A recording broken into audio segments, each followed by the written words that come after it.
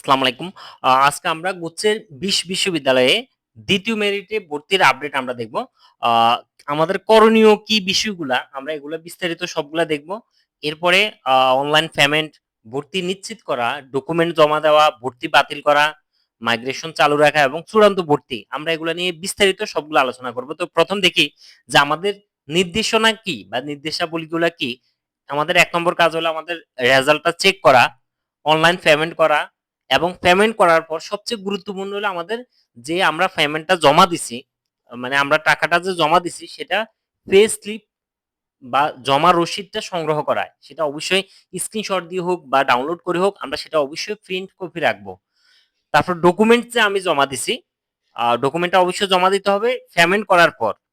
সেই ক্ষেত্রে গুচ্ছের যে ২০ বিশ্ববিদ্যালয় আছে, ২০ বিশ্ববিদ্যালয়ে যেকোনো একটাতে জমা দেওয়া যাবে। এরপরে যে আমাদের এই যে ডকুমেন্ট জমা দেওয়ার পরে কিন্তু ভর্তি নিশ্চিত হবে। সেই ক্ষেত্রে আমরা যে ডকুমেন্টগুলো জমা দিছি, সেই ডকুমেন্ট জমা জন্য আমাদের আ স্লিপ, ডকুমেন্ট জমার যে স্লিপ, সেই স্লিপটা আমরা অবশ্যই সংগ্রহ করব। এরপরে যে আমাদের ভর্তি নিশ্চিত হবে। তারপর হলো আমরা যদি যেহেতু ভর্তির পরে অটো মাইগ্রেশন চালু হয়ে যায়, কেউ যদি মাইগ্রেশন বন্ধ করতে চায়, তো সেক্ষেত্রে তাকে স্টপ মাইগ্রেশন স্টপ মাইগ্রেশন এর আবার ২ টা পদ্ধতি আছে। আমরা সেটা পরে বলতেছি। তারপরে কেউ যদি ভর্তি হয়ে গেছে, এখন তার ভর্তি বাতিল করতে চায়, তাই সেক্ষেত্রে সে ওই বিশ্ববিদ্যালয়ে গিয়ে যোগাযোগ করতে হবে। তারপরে আমাদের চূড়ান্ত ভর্তি। এই যে আমাদের ১ম, ২য়, ৩য়, ৪র্থ মেরিট পর্যন্ত যে ভর্তি হবে, এই ভর্তি হওয়ার পর আবার চূড়ান্ত ভর্তি নিজ বিশ্ববিদ্যালয়ে গিয়ে সরাসরি নিশ্চিত করতে হবে ভর্তি। সেক্ষেত্রে ভর্তি ফিটা সমন্বয় করতে হবে নিজ বিশ্ববিদ্যালয়ে গিয়ে। তো আমরা এখন দেখি আমাদের ১ম কাজ যেটা সেটা হলো অনলাইনে পেমেন্ট করতে হবে।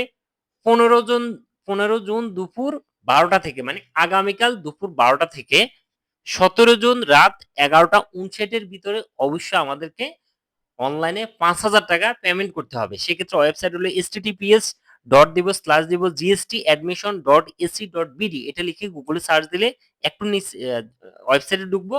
একটু নিচে আসলে আমরা স্টুডেন্ট লগইন পাবো। এখানে আইডি পাসওয়ার্ড দেওয়ার পরেই কিন্তু সরাসরি আমরা স্টুডেন্ট প্যানেলে যাবো। ওখানে কিন্তু আ আমরা সবগুলো অপশনে পাবো। আমার ইউনিভার্সিটি নেম, আ তারপরে আ সাবজেক্টের সাবজেক্ট নেম, ডিপার্টমেন্ট সব আসবে। এরপর আমি যদি আমার যদি সাবজেক্টের নাম আসে, তো আমি পাশে একটা অপশন পাবো অ্যাডমিট। অ্যাডমিটের উপর ক্লিক করে আমাদের প্রসেসটা চালু হবে। ভর্তি ফি দিতে হবে ৳৫,০০০। এই ক্ষেত্রে অবশ্যই আমরা পে স্লিপ বা জমা রসিদ যেটা সেটা অবশ্যই সংগ্রহ করব। এটা আমাদের প্রধান কাজ।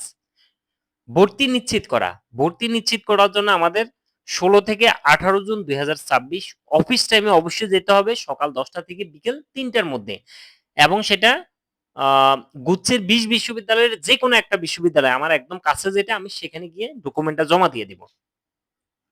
এক্ষেত্রে আমি যে ডকুমেন্ট জমা দিব সেই ডকুমেন্ট জমা স্লিপটা অবশ্যই সংগ্রহ করব মনে করে। যে বিশ্ববিদ্যালয়ে দিই না কেন ওই বিশ্ববিদ্যালয় থেকেই। এবার মাইগ্রেশন নিয়ে আমরা একটু আলোচনা করি।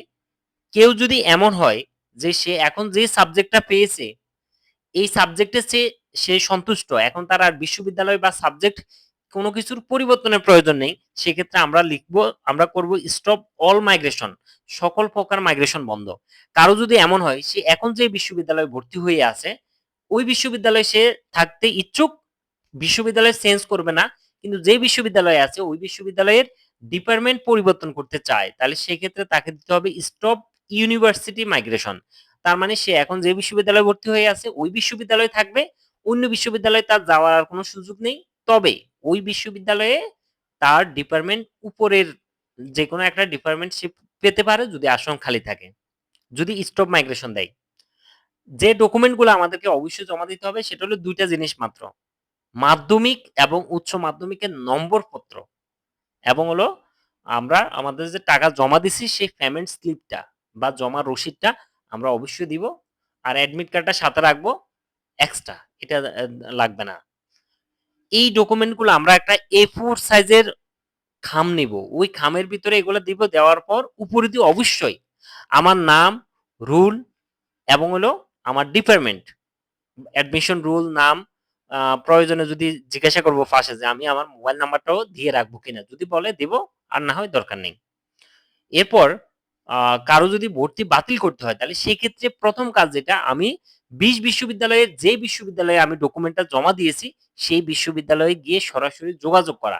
সেক্ষেত্রে আমি যখন ডকুমেন্ট জমা দিছি, জমা দেওয়ার সময় যে আমাকে ডকুমেন্ট জমার একটা স্লিপ দিয়েছে, সেই রসিদটা বা স্লিপটা আমি অবশ্যই নিয়ে তারপরে যে যোগাযোগ করব ভর্তি বাতিলের জন্য, অবশ্যই কিন্তু সেটা নিয়ে যাব।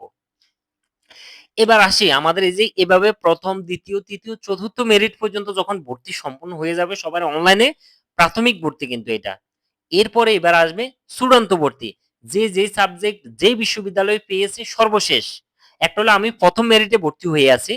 মাইগ্রেশনের কারণে আমার সাবজেক্ট পরিবর্তন হয়ে পরবর্তীতে আরেকটা বিশ্ববিদ্যালয়, এখন একটা ডিপার্টমেন্টে ভর্তি হয়েছি, পরবর্তীতে ডিপার্টমেন্ট পরিবর্তন হয়েছে। এমনকি বিশ্ববিদ্যালয়ও পরিবর্তন হতে পারে। সর্বশেষ মেরিটে আমার যেই বিশ্ববিদ্যালয় এবং যেই সাবজেক্ট থাকে আমি সরাসরি চূড়ান্তবর্তীতে সেই বিশ্ববিদ্যালয়ে গিয়ে সেই ডিপার্টমেন্টে ভর্তি নিশ্চিত করব।